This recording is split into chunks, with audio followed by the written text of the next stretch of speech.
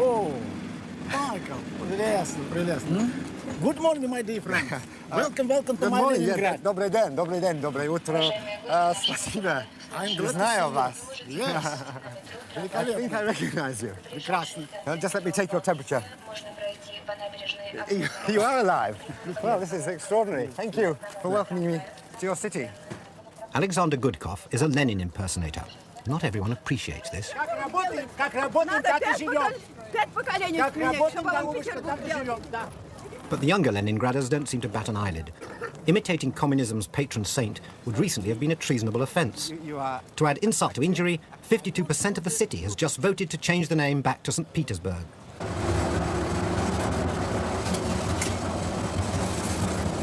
Я тоже. Please. You're trusted to stamp your own ticket, and I'm glad to say technology hasn't taken over from brute force. Oh, good. Wow. Okay, we're in business. Tickets are 10 kopecks each. That's practically a free ride. Да, это... Is this all over Leningrad? Yes. Everywhere? Yes. Always. Везде, всюду. A tram rover. There is money in Leningrad, much of it relieved from tourists in a variety of ingenious ways, of which this must be one of the most agreeable. Musicians, often from the top orchestras, augment their incomes by playing guests into their hotels.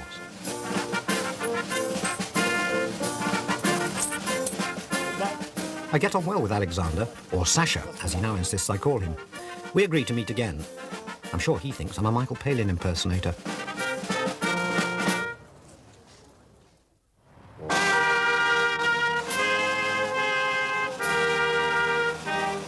They're there again next morning, but I'm so preoccupied with finding my way around Leningrad that they don't get much change out of me. Not even a kopeck. Sasha has agreed to give me the Lenin City tour. We meet outside the Finland station, where he returned from exile to organise the revolution. And 30 April 1917. April 1917, when you came back. Yes. Здесь много было, many peoples. They're all gathered? Yes. Все было. И он сказал здесь, революция, о необходимости которой большевики говорили постоянно, свершилась. Ура, товарищи! Вот здесь он сказал. That was it? Весь народ хлопал. Все были. I recognise the Bolshevik word. Yeah. You had a big coat on. Yes. It was very cold. Among the great man's most enthusiastic supporters were the sailors on board the cruiser Aurora. The Aurora survives almost exactly where she was in October 1917, when a single shot was fired from this cannon. It may well have been a mistake, but it was just what the Bolsheviks had been waiting for. Cut to the Winter Palace. So they heard the gun from the Aurora, the sailors and the army, they come across the square, and these are the gates they stormed. Быстро забрались наверх. Short of giving them all door keys, they couldn't have made it much easier. The gates are a fine example of a Baroque climbing frame. A great moment for you. One of many. What a year for you. What a year. They look easy gates to climb. You know, Быстро, quickly. Now over here, I see there's a branch of John Lewis. What's that doing there? I leave Lenin to savour his triumphs and head further back into history, to 1703, when Peter the Great ordered a swamp to be turned into this grand European city.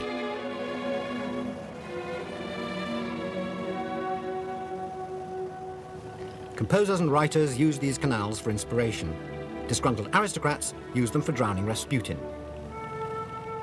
Uh-oh, these people have obviously been tipped off that there's a Michael Palin impersonator in town. We pass on under Nevsky Prospect, the street that has always been the heart of this city's life.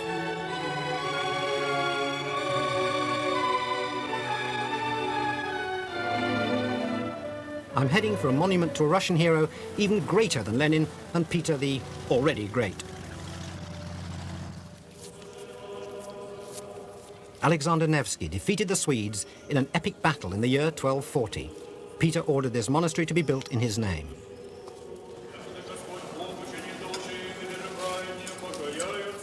Religion in Russia is no longer an undercover activity. Churches are reopening and attendance is booming.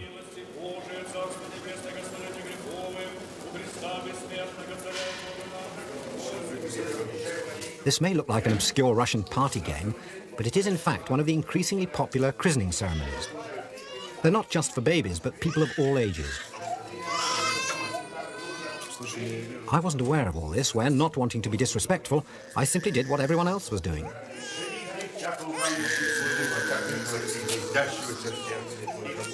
Michael Palin impersonator.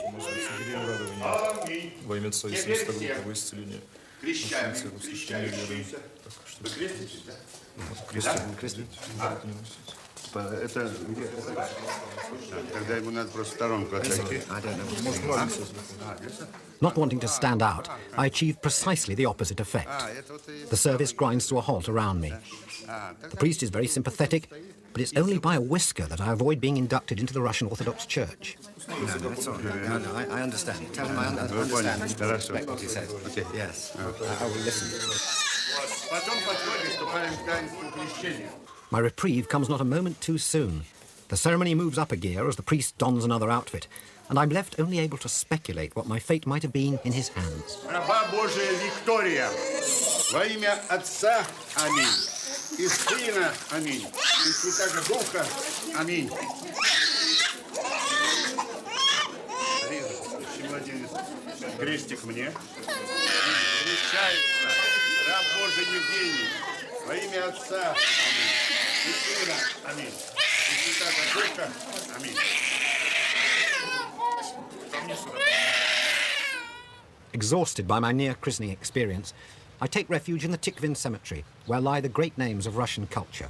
If you're immortal, you'll have been buried here. Fyodor Dostoevsky. Fyodor. How did you cope with it, Fyodor? All the book signings and press launches. What did you write? Sincerely yours. Sorry about the sad bits. Sorry it's a bit gloomy. Yours, Fyodor. Pole to pole. Good title.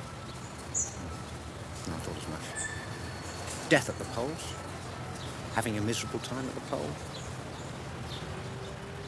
He wasn't much help. I went to see Rimsky-Korsakov.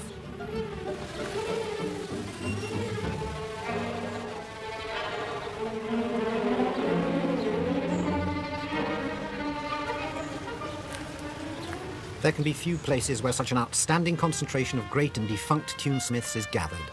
Here's Mussorgsky with his music written on his tombstone.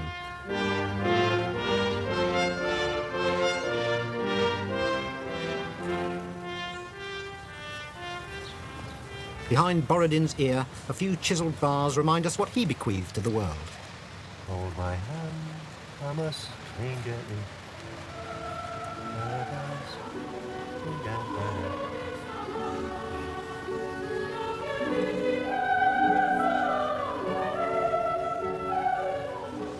At the end of the path, tastefully surrounded by begonias and wrought iron, is the greatest of them all, Peter Ilyich Tchaikovsky. If he'd lived as long as his music, he would be 151.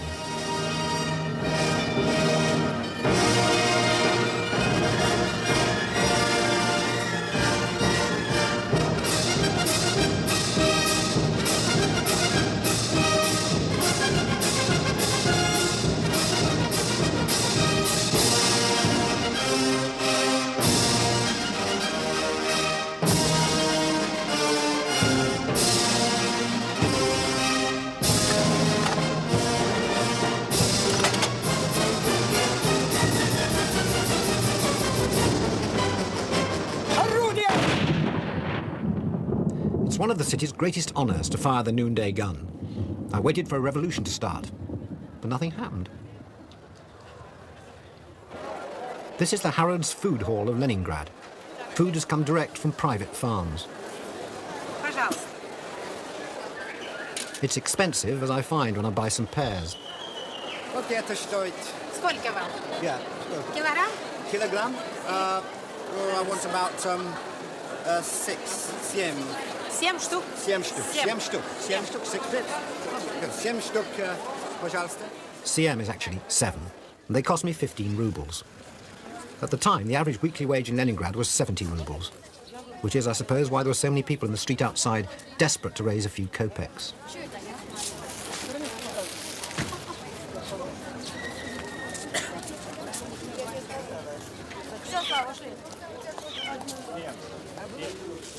Compared to Harrods Food Hall, the state supermarket is cheaper and more hygienic, but largely uncontaminated by food. However, today there's a bustle. A consignment of Buffalo brand vodka has arrived, and since the anti-alcohol laws, the bottle is a prized possession. 12 рублей. One. I have the money, but it doesn't seem to be that simple. Vodka by coupon. No? It's coupons? Maybe I could buy a coupon or two. Yeah? How much? I'm not sale. Oh, no? No sale. How am I going to get some good ones? I should vodka. Yeah? Oh, well. If I have a coupon, I could get some. Well, it seems to be a problem. The problem is, I think, that you have to buy a coupon first, so I've got to go and find out where a coupon is, or I've got to go and find that gentleman and offer him my pears in return for a coupon, so I'll give it a try. This is becoming more and more like a sketch I was once in. The coupon read parrot. Miss? Hello, miss. Ah, well, miss seems to be absent, so I think that's the end of the vodka hunt for the moment. I can do without it. I don't need it. Yeah. On the point of giving up, I meet someone who is prepared to risk the wrath of the law by selling me a coupon in public. И 8. На. Покупай водку, да. 8 is 8. A coupon for one bottle costs 8 rubles, about half the cost of my rapidly disintegrating bag of pears. Я пойду куплю ее, потому что мне нужны бабки, ну. Happy anyway, okay. So I now can queue up and get my vodka. Hello, miss.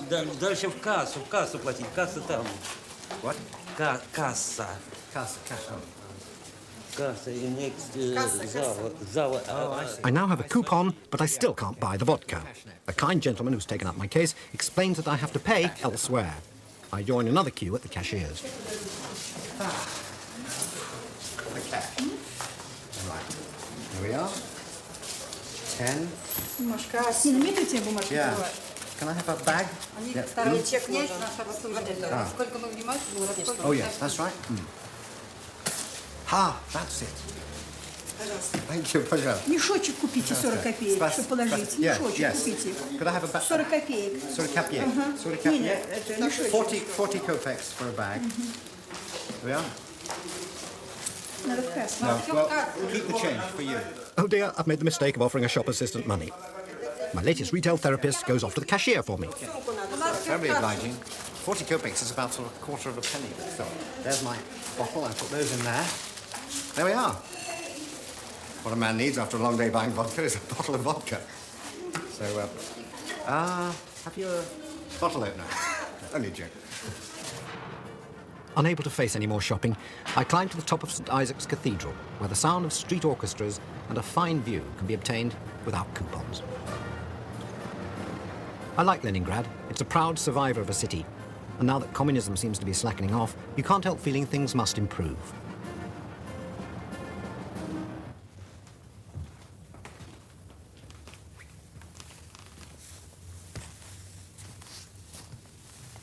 But things haven't improved for everyone. In a Leningrad studio, an extraordinary theatre has been assembled from pieces of scrap. A series of elaborate machines and carved figures animate to tell satirical and subversive stories. But since Glasnost, the audience for this sort of thing has dwindled, and the machines now make their protest to empty rooms.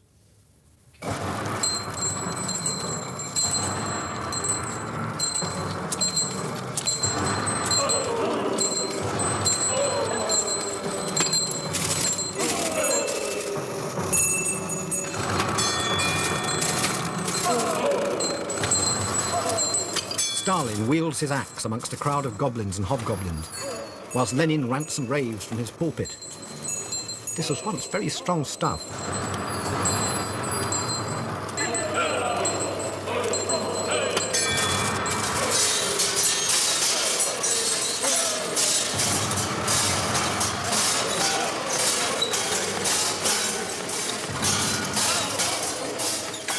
It's fascinating, but it's time to be moving on.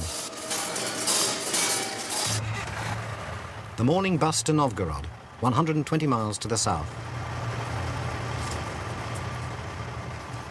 I'm touched that Lenin, who welcomed me, has taken time off to come and say goodbye.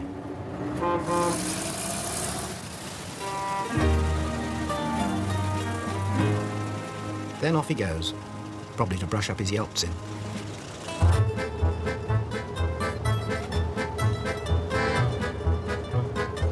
We head south along major highways and major tests of suspension. This is the main road between Leningrad and Moscow, Russia's M1. It's not easy to hurry, but we have an important deadline to meet, the last sailing of the season across the Black Sea. We mustn't miss it. Ahead of us, we still have Kiev and Odessa, but first, Novgorod. Novgorod, which means new town, is the oldest city in Russia. One of its claims to fame is that it's twinned with Watford. It even has its own gap. Watford and Novgorod have been together now for 8 years. Novgorod has not been altogether faithful. She's twinned up with at least 6 other cities.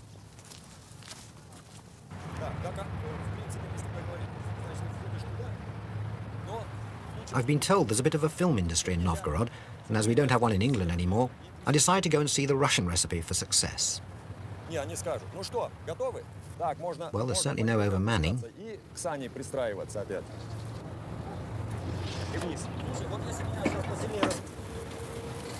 Так, чуть подальше меня, чуть подальше меня. Саш, значит, мы как делали, так делаем. Поехали. Пошел. I can't quite work out what sort of film it is. A Russian remake of From Here to Eternity? 20,000 millimeters under the sea?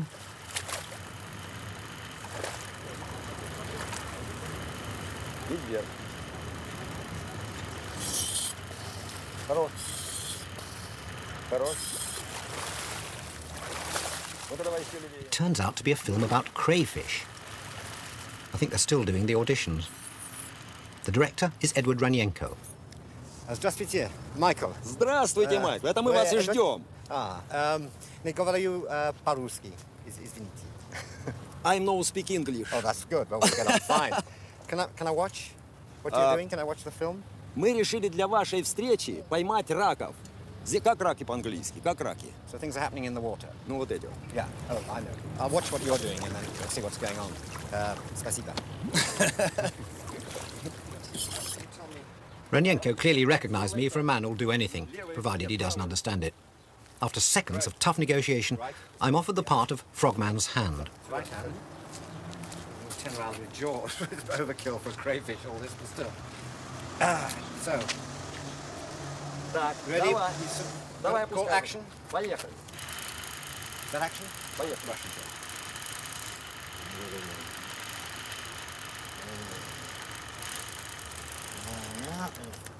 Побольше возьми. Вот это. I've blown it.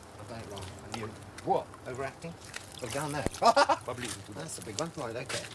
What? Okay. As quickly as that? Yeah. Filming? Вынимай.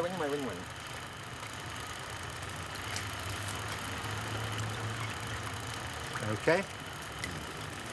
Well, it's a moment of film history.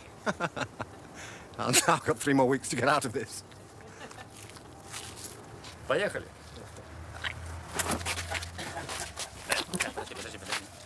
Голову надо.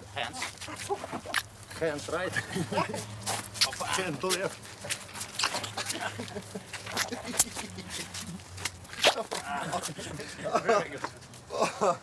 Oh, now I know what my mother went through.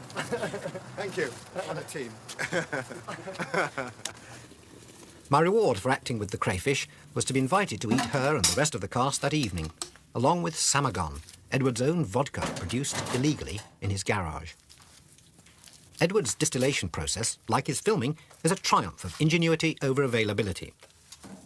An old sterilizer from a hospital acts as a still to boil fermented grain, yeast and sugar into a mixture which he promises will not give me a headache in the morning.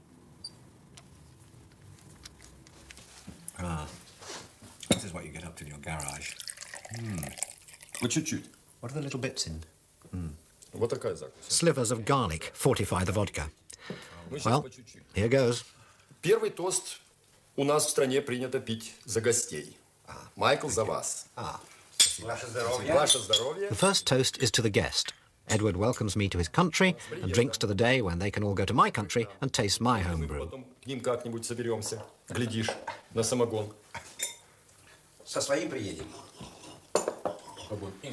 Таможня не пустит. Excellent. Very happy to be here.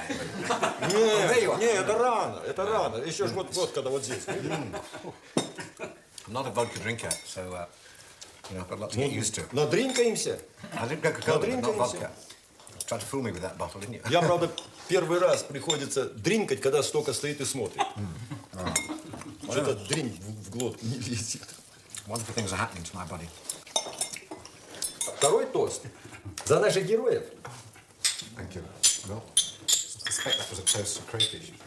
The second toast follows briskly, and Russian hospitality begins its slow assault on the brain cells. Так что это все одно и Give your life in vain.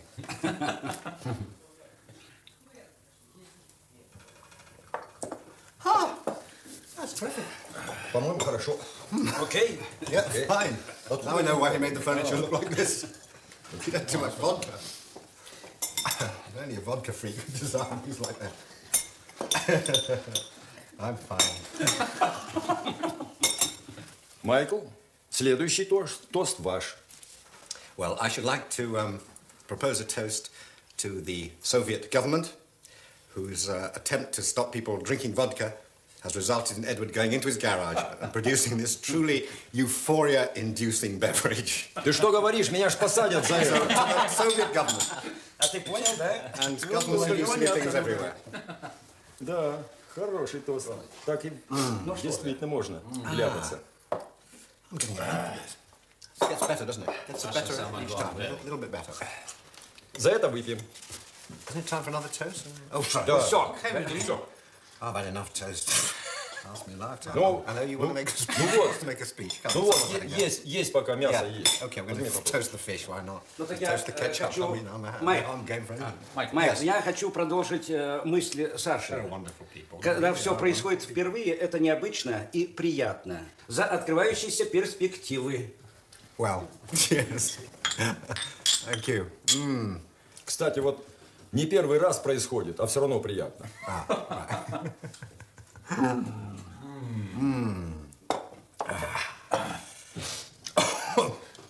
Now I can eat the fish.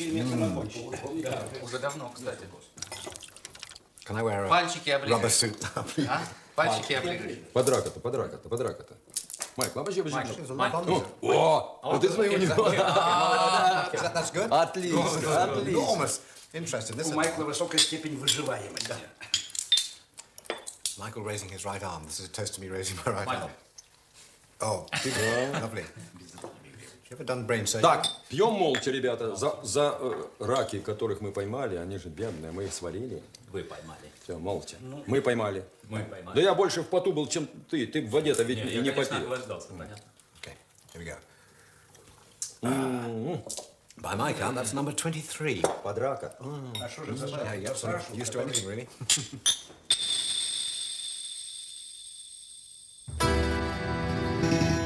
After the vodka, I had a strange dream. I was in a big car, wearing a suit and clutching a speech. I seemed to be on some enormously important mission.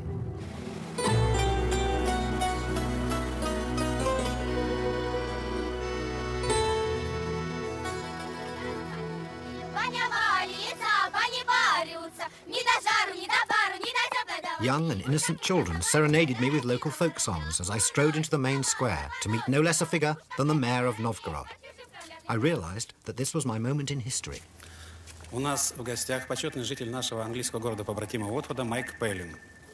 Спасибо.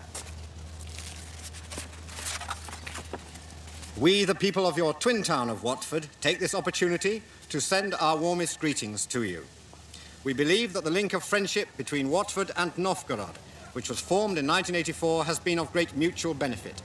Many ordinary people, including sportsmen and women, students, dancers, children, families, environmentalists and actors, have had the opportunity to visit a town and a country previously unknown to them. We are sure that the bond between our towns will continue to grow and flourish. We look forward to the day when every school and organisation in Novgorod and in Watford can contribute to the development of our links. We wish you every success in your work to increase international understanding. Spasiba. And we would like to give you a present on behalf of the people of Watford. Doubtless you can find something to fill it with. Thank you. Thank you.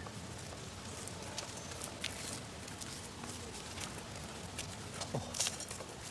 This is our souvenir. Ah, beautiful. That's beautiful. Watford, there we go. That's marvellous. Thank you. Thank you very much indeed, Mayor. I thought this strange dream was over, but I'd reckoned without the folk dancers. I found myself jumping on some Russians, being kissed by a strange lady, and thrust into some sort of circle. This would never have happened in Watford.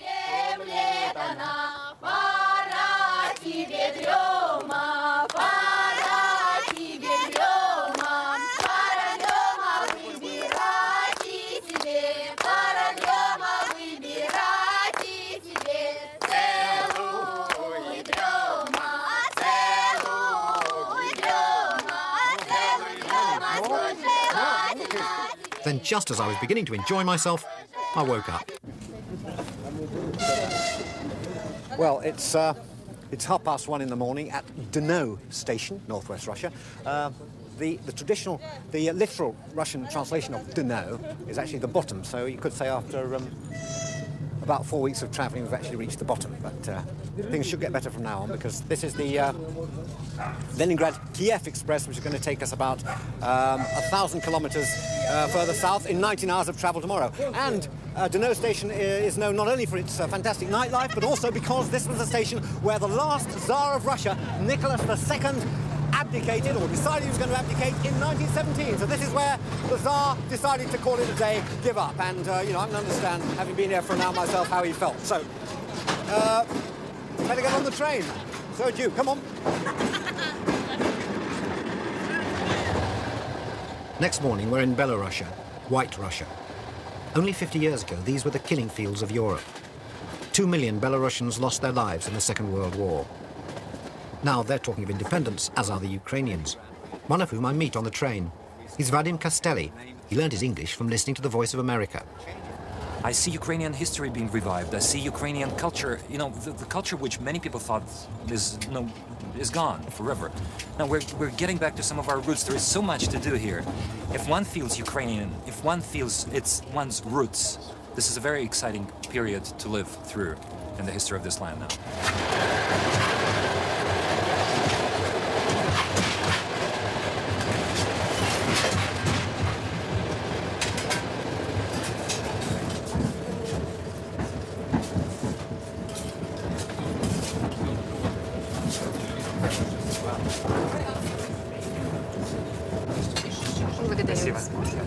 Are we in the Ukraine yet? Yeah, we're in the Ukraine. In Ukraine. This is Ukraine. Well, yeah. let's drink to being in the Ukraine. Thank you. Okay. To the Ukraine. To the Ukraine. And this is a rich, people say the breadbasket of Russia and all that. Are we going to get some pretty... What's the food going to be like in Ukraine? Sort of well, you know, even despite the 75 years of Soviet regime, it's still quite a rich land. I mean, you know, when I start thinking about the land, it would be so rich if it were not for Bolsheviks, for Chernobyl. Despite what Vadim says, these ominous shadows seem to have left little mark on the countryside we're passing through. But you can't take anything for granted in this country. Well, just as I was having lovely dreams of breaking my day's fast at one of the best restaurants in Kiev, the breadbasket of Russia, the Ukraine, we've had a bit of bad luck with the train, and we're going to be stopped here in the middle of the forest. And I think they've invaded someone's house over there, which is looting their water, so I'll go and do a bit of looting and pillaging. The the 2-hour delay turns into a party.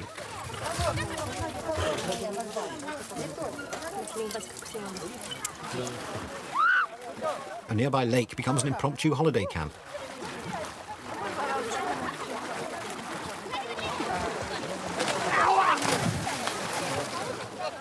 These passengers know how to have a good time. Can you imagine this happening on the 753 to Victoria? There you go, Mr. Johnson. You can feel the disappointment when it's time for the train to move on. This plant is wormwood. The Book of Revelations tells of a burning poisonous star called wormwood, which at Judgment Day will fall to earth, infecting the waters. The Ukrainian word for wormwood is Chernobyl. It grows abundantly here in Narodichi, only 40 miles from the scene of the world's worst nuclear accident. Palin, Patton, Fraser, Michael, you carry this one. If it emits a loud wail, just get out of the air because it means it's a hot spot. Okay. Is it on? Turn it on there. Oh, I see. Do that. Right, yes. No one knows quite how dangerous this area is, but none of our Russian guides would come with us. Only Vadim would join me. This was a maternity hospital. It was closed when the village it served was officially declared unsafe for human habitation. That was last year, 4 years after the disaster. Equipment, notices, even medical records remain here untouched, tainted. The poison that infects these ghost villages is invisible, but as happened outside this old village shop, it can be heard.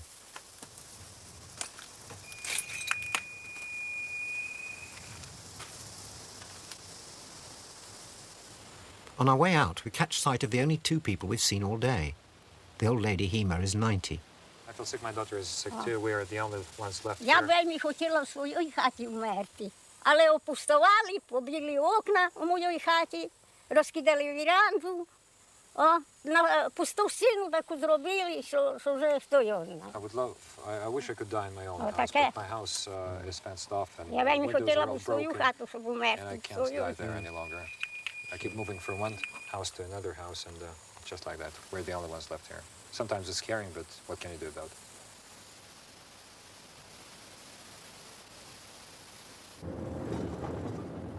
Kiev, capital of the Ukraine, is the 3rd largest city of the Soviet Union. If the wind had been blowing from the north on the 26th of April 1986, it would now be dead. As it is, October Revolution Square today is bright, busy and well kept. But it remains a place where Ukrainians go to be Ukrainian, to dwell on a sad past and an uncertain future.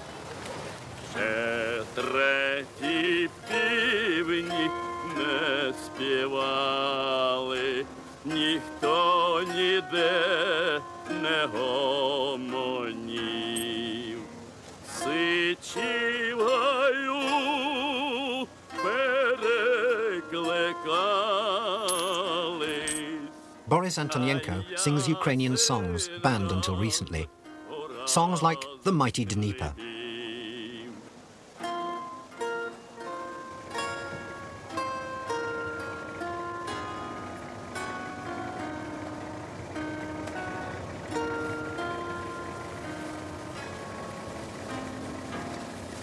We've hitched a lift down the mighty Dnieper on the trading barge Katun.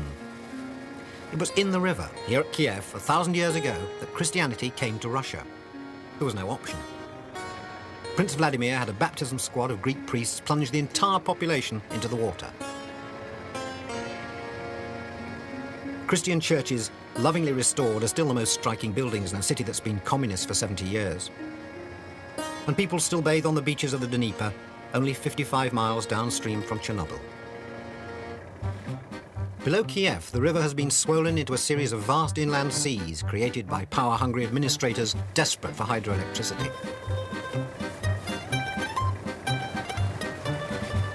The pace may be a bit leisurely, but Russian rivers are a lot smoother than Russian roads. And all I can do is wait until the waters of the Dnieper become the waters of the Black Sea. The last 100 miles are difficult, I admit. But I keep pedalling, and after crossing 1,400 miles of Soviet Union, I reach the Black Sea shore at Arcadia Beach, Odessa. But I'm just too late. There's not a single sunbed left.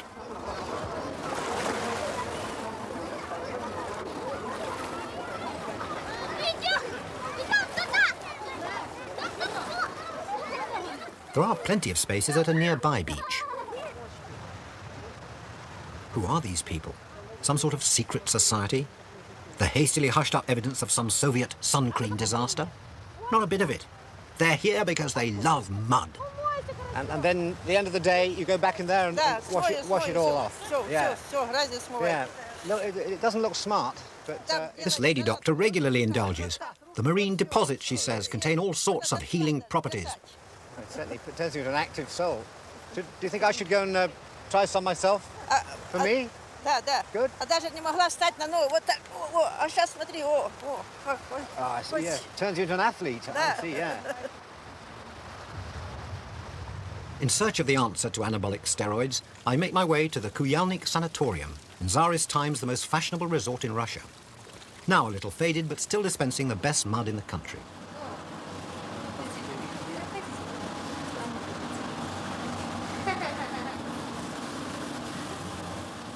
The treatment room hovers uneasily between hospital and abattoir.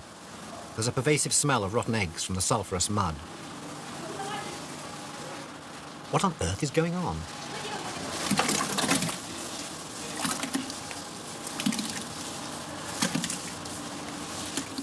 Maybe it's a daycare centre for vampires. There's no escape now.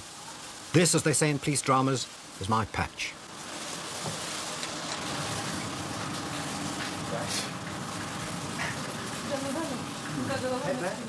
The first surprise is that it's warm.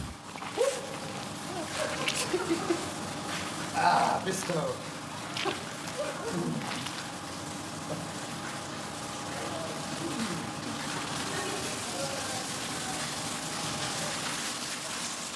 No one's ever done this to me before. Then I suppose I never asked them to.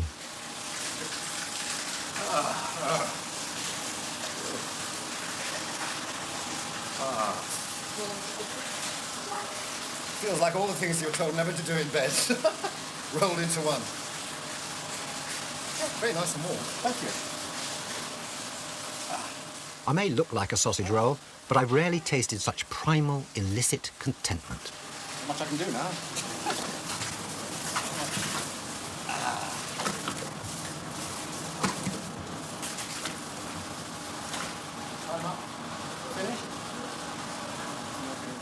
After 20 minutes, it's time to be unwrapped.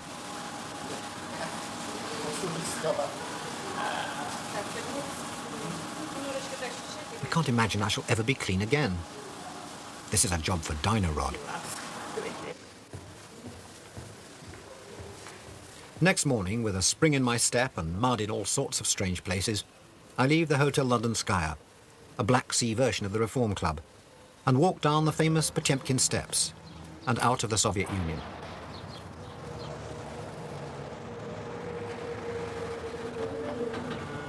Well, not quite out of the Soviet Union, for I have 2 days aboard the Junost, a training ship turned passenger ferry on its last voyage of the year between here and Istanbul.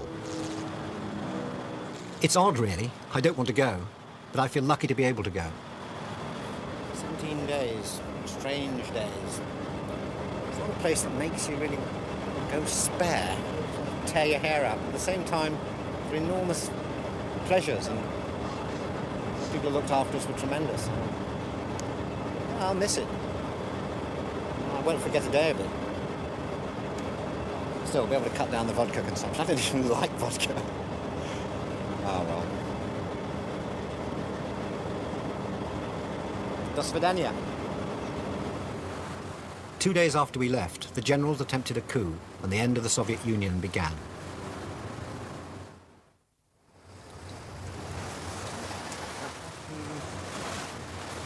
The swimming pool of the Junost is, in the grand tradition of Russian improvisation, a packing case filled with a bit of Black Sea. It's so small I thought I was the only one who'd seen it, but I'd forgotten about the Russian love of the outdoor life. Pool attendant. I was just going to do a couple of lengths before lunch. Do you mind if I just take a dive? I try, without success, to remember the Russian for I am married with 3 children. Oh, you know about this. You know what I have to do. Is it... oh, that's the idea. Yes. Good. You're all right. You're dressed properly. I got you a bit of pressure on the back. Where you start sleeping. You come here often. I resort to the only line of Russian I can still remember. Меня зовут Michael. Michael. That only makes things worse. Люба. Luba. Любовь, да. Amore, pico. What? Amore? Amore, little pico, amore, no. Luba means amore? Is amore, little amore. Love? Love, yes. Little love, you pico, amore. What a very suitable name. That's really good. I'm going to do a few legs before lunch. Try some back stroke. Here we go. Oh. No, that's obviously out. 5 minutes. Front roll, maybe. Little baby, little. Flower of yours needs a little watering.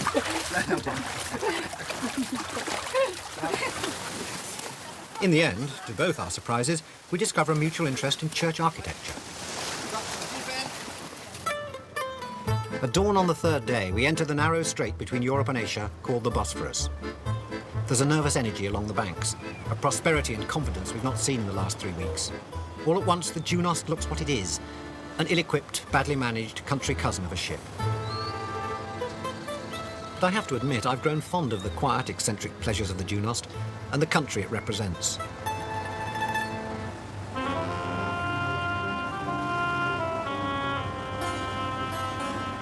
Now Istanbul beckons, not just with its domes and minarets, but with its rewards and its insatiable demands. The smell of opportunity is in the air. Whatever it may look like, I am back in the West.